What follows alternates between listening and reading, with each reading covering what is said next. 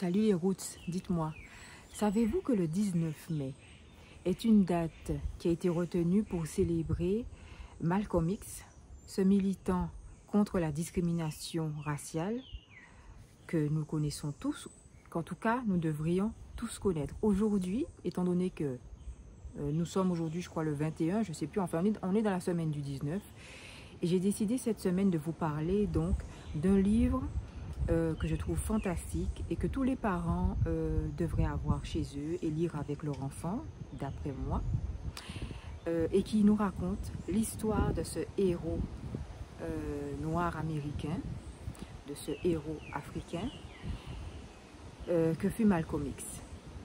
Donc je vais vous présenter ce livre qui est vraiment magnifique, ainsi qu'un autre livre que Papa Roots et moi aimons lire avec notre fils, parce que je me dis que voilà, ça peut être des idées de lecture qui peuvent vous intéresser et qui sont surtout très enrichissantes à beaucoup de points de vue. L'un des nombreux avantages de l'instruction en famille est de pouvoir s'arrêter, vraiment prendre le temps, aller à son rythme pour aborder des notions de culture, d'histoire ou autres qui nous intéressent, qui nous paraissent importants. Aujourd'hui, j'aimerais vous parler du livre de la fille de Malcolm X, un livre qui a été écrit pour raconter l'enfance de ce grand héros africain, noir américain, et que je trouve vraiment fantastique. C'est un livre qui, à mon avis, devrait être lu en famille, qui peut être lu par des enfants ou des jeunes de tout âge et aussi par des adultes. J'y ai appris énormément et on découvre la figure de Malcolm X d'une manière assez originale et assez différente, puisque là, le livre est centré sur son enfance. Ce livre s'appelle Malcolm Little et il est écrit par la fille donc de Malcolm X qui s'appelle Ilyasa Shabazz. J'ai eu le grand plaisir de rencontrer cette dame lors de sa venue en Guadeloupe il y a quelque temps, pas si longtemps que ça, mais elle est venue en Guadeloupe présenter ce livre qui est édité aux éditions Roots Éditions. Cette maison d'édition que je trouve très intéressante aussi a permis à cette personnalité de venir présenter son livre en Guadeloupe. Donc j'ai participé à cet événement avec beaucoup de plaisir et je dois dire que c'était un moment assez fort que tous ceux qui étaient là ont pu partager. Sans vouloir trop en dire sur ce livre, parce que le but c'est quand même que ceux qui ne l'ont pas lu puissent le découvrir, ce que j'aimerais dire, c'est que ce que j'ai vraiment le plus apprécié dans ce livre, c'est que d'abord, pour un enfant qui est tout petit, comme mon cher petit Roots qui n'a que 3 ans et qui ne sait pas encore lire, les illustrations sont très importantes dans ce livre et permettent donc de raconter l'histoire. À elles seules, les illustrations en fait racontent l'histoire de ce petit Malcolm. Elles racontent ses mésaventures, ses difficultés, les douleurs aussi qu'il a connues dans l'enfance. Et tout ça est très très bien illustré par A.J. Ford, qui est l'illustrateur, et donc permet de constituer l'histoire même quand on n'a pas le texte. Donc ça c'est déjà très intéressant pour des parents qui ont des enfants de plusieurs âges, parce qu'après pour des enfants un peu plus grands, eh bien l'image accompagne le texte. Donc ça c'est vraiment génial.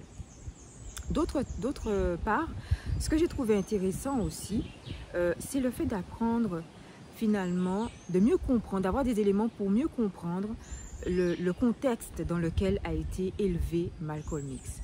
Les parents qu'il a eus, la maman, le papa, sont vraiment décrits d'une manière vraiment formidable et nous permettent de comprendre en fait quelle était la mentalité de ces parents-là justement qui ont mis au monde ce héros de l'histoire africaine et comment il a grandi, dans quelle valeur il a été élevé, quels ont été les éléments qu'on lui a inculqués.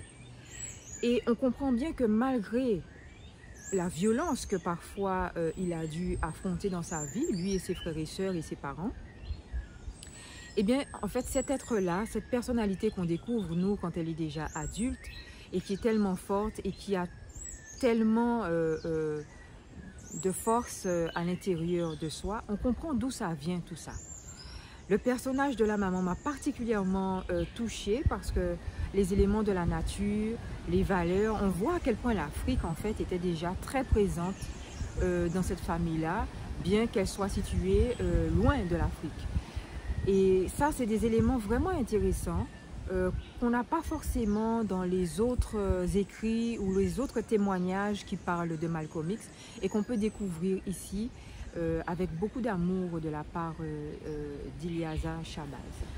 Je pense vraiment que ce livre-là, chaque Africain, chaque Afro-descendant devrait l'avoir dans sa bibliothèque pour le lire et le relire régulièrement parce qu'il renferme à l'intérieur toutes ces valeurs qui érigent l'homme et qu'à mon sens, nous ne devons pas oublier et transmettre à nos enfants, des valeurs qui doivent absolument faire partie, fonder, être la base d'une éducation. L'éducation qu'a reçue ce petit Malcolm, eh bien pour moi, c'est un peu un modèle quand on voit en plus le résultat que cela a produit. Le deuxième livre que j'aimerais vous présenter, on le retrouve aussi chez Roots Éditions. Il s'appelle Kesho. Kesho est un mot swahili qui veut dire futur. Et c'est un livre de 13 comptines africaines. Ce sont des histoires, en fait, c'est une compilation d'histoires que T-Roots aime particulièrement. Les personnages sont variés, de tout âge et sont très hauts en couleur. Le livre est très bien illustré. Et puis, on y retrouve des personnages vraiment intéressants, tels que Mami Wata, tels que Modibo, Shanti, Maiko. Alors, moi, ce qui m'a plu, ce qui m'a séduite dans ce livre-là, c'est déjà l'univers africain, bien sûr, qui est un univers qui nous est familier. Donc, on se retrouve à travers les personnages, on se retrouve à travers les couleurs, les illustrations, les mots qui sont employés. Les histoires sont simples, belle, donc accessible à des enfants de cet âge-là. Et ce qui est bien aussi, c'est que c'est un livre USB, c'est-à-dire que l'on peut aller retrouver les différentes chansons, parce qu'en fait, il est illustré par des images, mais aussi par des textes de chansons, que l'on peut aller écouter ensuite sur Internet. Donc, je trouve ça assez intéressant, ce côté dynamique, ce côté lecture en musique, que l'on peut faire et puis c'est vraiment l'univers des enfants. Donc T-Roots aime particulièrement, il a ses chansons préférées, il a ses personnages préférés. C'est un livre que je recommande pour l'énergie qu'il amène, pour les références africaines qu'il amène aussi, culturelles, historiques, parce qu'en fait on y parle de personnages tels que Cabral, tels que Malcolm X. On retrouve aussi notre ami Lumumba. Il y en a un que j'ai oublié, Sankara, bien sûr, comment oublier Sankara. Et on parle aussi de Sankara. Donc, ça fait partie des livres qui permettent à notre fils de prendre ces repères-là au niveau de l'histoire, tout en s'amusant, tout en chantant et tout en apprenant des mots de langue africaine, parce que beaucoup des chansons en fait sont des chansons africaines. Donc cette familiarisation avec l'Afrique est grandement facilitée avec ce livre très agréable pour les petits, mais aussi pour les parents. J'ai beaucoup plaisir, et Papa Roots aussi, on a beaucoup plaisir à lire ce livre-là régulièrement le soir avant d'aller dormir, ou parfois dans la journée à T-Roots qui réclame. Et je vous fais une dernière petite confidence. Parmi les histoires préférées de T-Roots, il y en a une qui s'appelle Ma ville du futur. Je ne vais pas vous raconter toute l'histoire, mais l'élément qu'il aime le plus, c'est l'histoire d'un garçon qui raconte comment il voit la ville du futur. Et ce petit garçon dit que dans cette ville du futur qu'il décrit, il y a des distributeurs de mangues. Et ça, Petit Roots, il adore. Parce qu'il adore les mangues. Les mangues, miam miam, il aime ça. Donc, ce distributeur de mangues, et je trouve ça vraiment, effectivement, fantastique, distributeur de mangues. Au lieu d'avoir des distributeurs de boissons gazeuses, on va dire, ou de choses pas très bonnes pour la santé, pourquoi pas les distributeurs de mangues? Donc, j'ai remarqué que T-Roots a beaucoup aimé cette précision dans cette histoire, cet élément de l'histoire. Et moi-même, il a attiré mon attention sur le fait que, voilà, à travers une histoire comme celle-là, qui donne des références comme celle-ci, c'est très intéressant de voir comment ça oriente l'enfant vers un imaginaire qui soit tourné vers la nature et par une approche différente en fait de ce qu'il y a autour de nous. Donc voilà, je vous recommande très fortement ce livre en espérant que vous m'en ferez le retour. Voilà les Roots, j'ai partagé aujourd'hui 2 livres que je trouve vraiment intéressants pour les jeunes et les moins jeunes.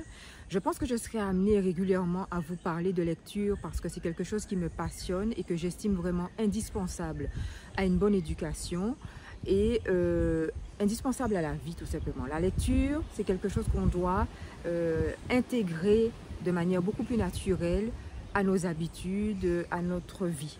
J'attends donc vos retours, vos commentaires, vos réflexions et je vous dis à très bientôt. Soyons vrais, soyons roots, n'oublions pas. Ciao, ciao.